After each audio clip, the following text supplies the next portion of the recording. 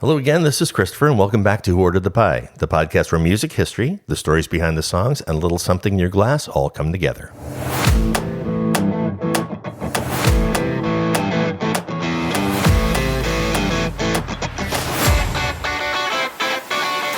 In our last episode, we explored muses, admiration, obsession, and the women who lived inside the lyrics of some of the most endearing songs ever written. Tonight, we turn the lens because sometimes the muse writes back.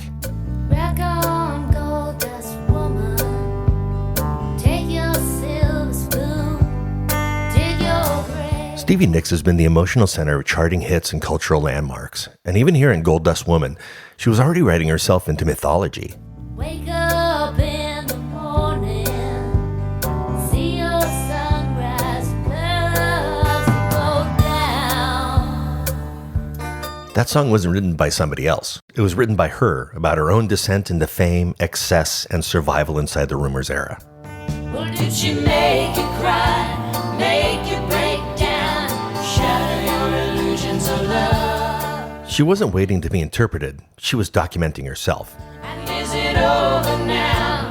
Do you know how? Pick up the pieces and go home. Lindsey Buckingham wrote Go Your Own Way, which reached number 10 on the Billboard Hot 100 during the collapse of his and Stevie's relationship. You can go your own way.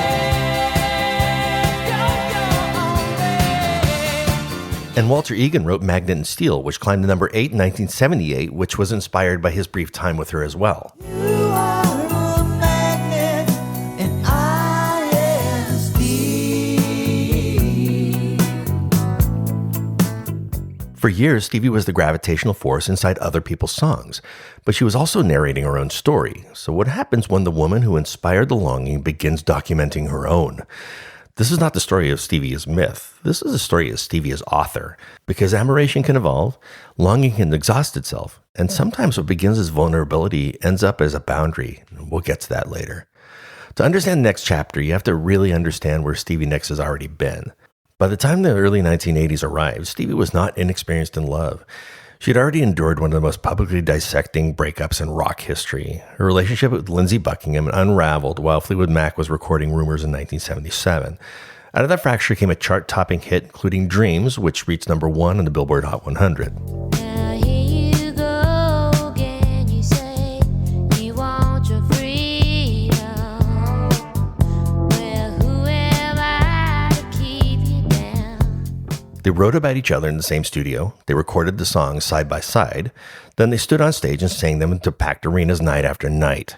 In fact, you know what? There's a great meme that's out there. It says, Taylor Swift writes songs about her exes. Stevie Nicks writes songs about her exes and then made them stand next to her and play guitar while she sang them. Love that. That's a different kind of confrontation. That's a different kind of badass.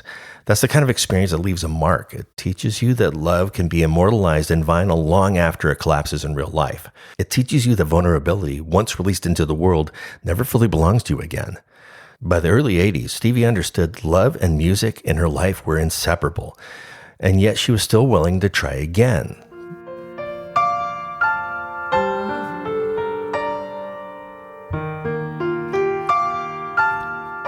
Around that time, Stevie became involved with Joe Walsh. Walsh was brilliant, funny, and musically fearless. He was also struggling with addiction and instability. Their relationship unfolded in a haze of touring, schedules, emotional overlap, and uneven ground. Has anyone ever written anything for you? There was connection there was chemistry there, and there was chaos. Out of that landscape came one of Stevie's most vulnerable compositions. Listen to me now.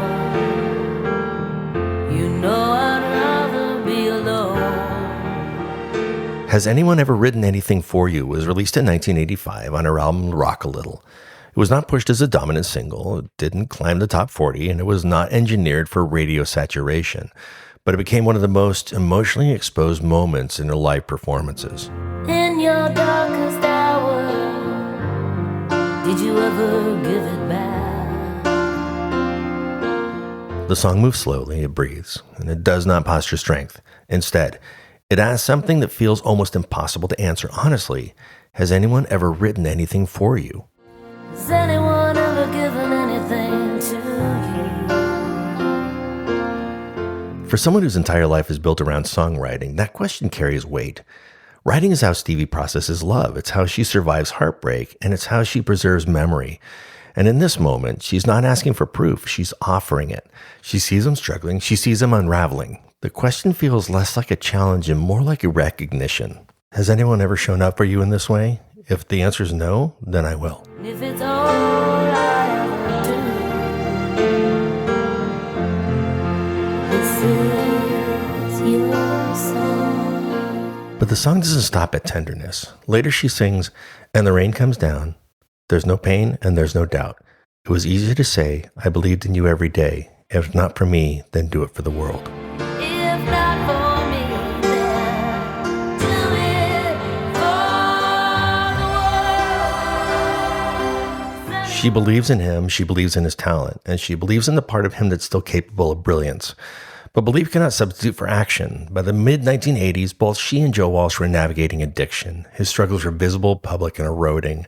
So when she sings, "If not for me, then do it for the world," it does not sound like romantic pleading. It sounds like somebody watching greatness slip through someone's hands. To me now, you know I'd rather be alone than be without you. Don't you? If you do not take care of yourself for us, then do it for the gift you carry. Do it because what you do matters beyond this room. There's something heartbreakingly specific about that posture. She's trying to hold someone steady while they're slipping. So if not for me, then do it for yourself. This is not a song about being rescued. It's a song about loving someone who may not be able to rescue himself. But suspension is a temporary state, and eventually gravity returns. The relationship with Joe Walsh did not resolve the uncertainty that the song was holding. If anything, it intensified it. Around the same period, Stevie was also collaborating with Dave Stewart of the Eurythmics. The emotional landscape around her was complicated. Joe Walsh was still very much in the picture. Stewart was nearby, both creatively and personally. Nothing about this chapter was orderly. One night, the tension boiled over. Joe Walsh showed up at Stevie's house and began pounding on the door, demanding to be let in. Dave Stewart was already inside. The situation was volatile, loud, uncomfortable. This account comes from Stewart himself, written years later in his memoir, Sweet Dreams Are Made of This. He describes the chaos plainly, no embellishment needed. And in that moment, Stevie shouted at the door, "Don't come around here no more."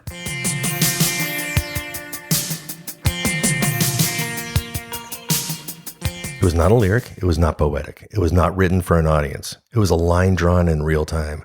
Stewart later admitted that he was shaken by the intensity of the moment, but the phrase stayed with him. The entire chapter felt surreal to him. He has described this period as disorienting, almost dreamlike. And on another night at Stevie's house, around 5 a.m, Dave woke up to find Stevie trying on Victorian clothing.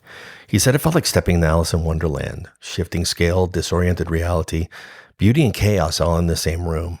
Years later, that same surreal energy would echo visually. You don't come around here no more.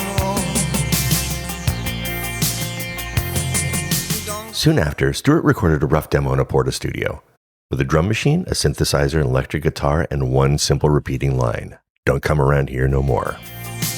Hey, don't come around here no more. No verses, no explanation, just a line hanging in the aftermath.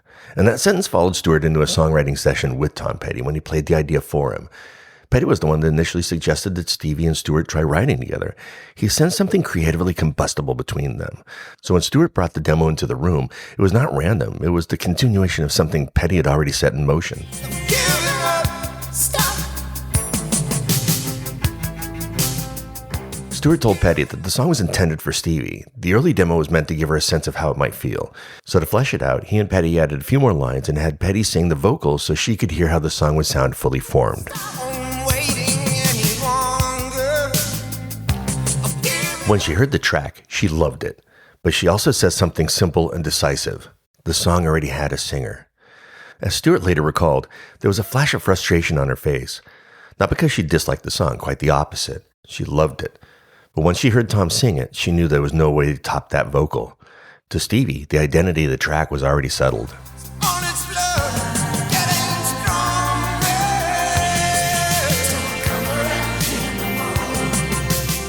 So Stewart and Petty went back to the studio and finished Don't Come Around Here No More, recorded by Tom Petty and the Heartbreakers for their 1985 album Southern Accents. Released as a single that same year, it reached number 13 on the Billboard Hot 100.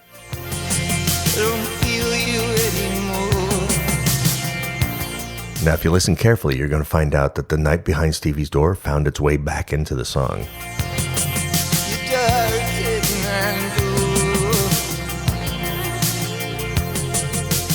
From the electric sitar line to the steady pulse underneath, the track feels hypnotic. The electric sitar, by the way, was played by Mike Campbell. It coils around the groove. And the riff repeats insistently, reinforcing the sense that the decision has already been made. The structure is deceptively simple: verse, chorus, repeat. But the power comes from restraint. Stop walking down my street. I've given up on waiting any longer. Short lines, direct commands, and all taking us right back to that moment with Stevie. Stop walking down my street. The repetition of the title phrase becomes architectural. Each return reinforces the boundary.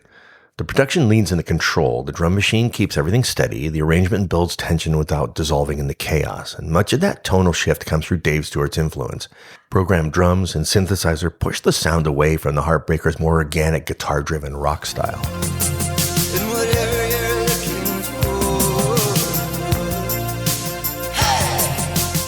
Petty later acknowledged that the track was unlike anything that the band had done before. He liked the strangeness of it and leaned into the theatrical tone rather than smoothing it out. It was not a conventional Heartbreakers record, but at the end, the band finally gets to cut loose.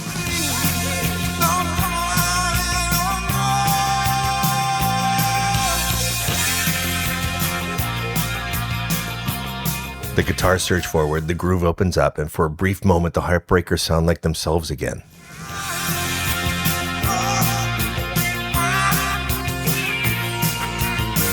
I mean, it's almost a release valve, a reminder that beneath the theatrical production, the rock band is still there.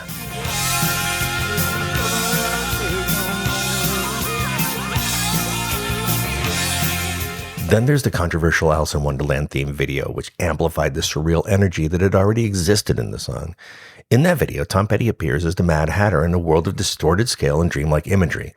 But the controversy is centered around the ending. In the final sequence, the Alice character is transformed into a cake and served at a banquet table. She is cut, consumed, and reduced to spectacle.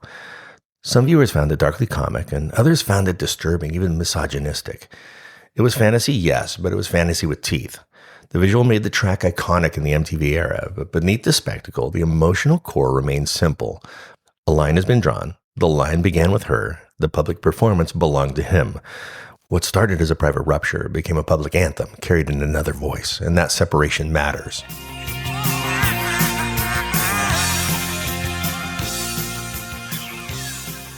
Because earlier in the story, she's still reaching. In Has Anyone Ever Written a Song for You, she was asking a man to save himself. She believes in him, she sees his talent, and she's willing to love him through the unraveling. There is tenderness in that song, there is frustration, and there is hope. But hope has a shelf life. By the time Don't Come Around Here No More takes shape, the emotional posture has changed.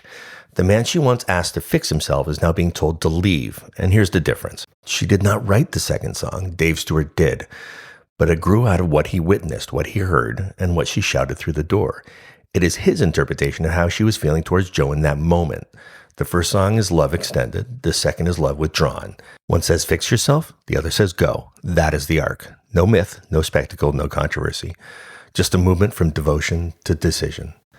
Well, it's that time of the show to head to the bar. For this episode, the drink needed structure, not softness, but structure. I call this one the Mad Hatter. We start with a deep, unmistakable base, rum agricole, an aged one. In a shaker, combine 2 ounces of Clement VSOP rum agricole, 3/4 of an ounce of Punte Mas, which I'll explain later, 1/2 ounce of Campari, 1/4 ounce of fresh lime juice, 1/4 ounce of Demerara syrup, and 2 dashes of Angostura bitters. Add ice and shake hard for about 12 to 15 seconds. Double strain into a chilled coupe, express an orange peel over the surface, then rest it gently on the rim. The aged agricole brings backbone and earthiness. And then there's the Punte Mas, which literally means 1.5 in Italian. This refers to its extra measure of bitterness beyond the standard sweet vermouth. It adds depth and a slight edge. Campari refines that edge. The small measure of lime sharpens the frame, while the Demerara rounds it just enough to keep the bitterness from turning harsh. It is balanced but soft. It is elegant but conforming. Like the line that inspired this episode, it does not plead, it states and then it holds. Some love songs promise forever, some ask to be chosen, and some draw a line. A boundary is not cruelty, it's clarity. And sometimes clarity is the most honest form of love left. Now, just a quick reminder, if you ever want to go deeper into the episodes or find the cocktail recipes, head over to whoorderedthepie.com. The lounge is where you're going to find every original cocktail from the show. You're going to find full recipes laid out clearly so you can recreate them at home. There's even a clean printable version that you can keep behind the bar or slip to a bartender. There's also a section I'm super proud of that's called What's in Your Bar. You click on the bottles you already have on the shelf and it instantly shows you what you can make right now. It even tells you what cocktails you're just one ingredient away from. So whether you're building a bar intentionally or working with what you've got, the next round might be closer than you think. Then there's also the listening party page that has the full list of every song featured in this series all in one place. Because as you know, I can't play the full song on these episodes because of copyright infringement. But we have a Spotify list that has all those songs available to you in one place. And another new feature I've added is on the About Me page. It's called the Spark. It looks like an amplifier. You're going to see it on the page. And the reason I did that is to explain to you why I created some of these episodes, where the inspiration came from for even created in the first place. So that's all explained there. And lastly, on my homepage, there's a Contact Me page. I would love to hear from you. I would love to know if there's a story idea you have or a song that you want to know the backstory of. Reach out, let me know. I'd appreciate it. Anyway, that's at whoorderedthepie.com. Until next time, here's the loud riffs, quiet sips, and the stories in between.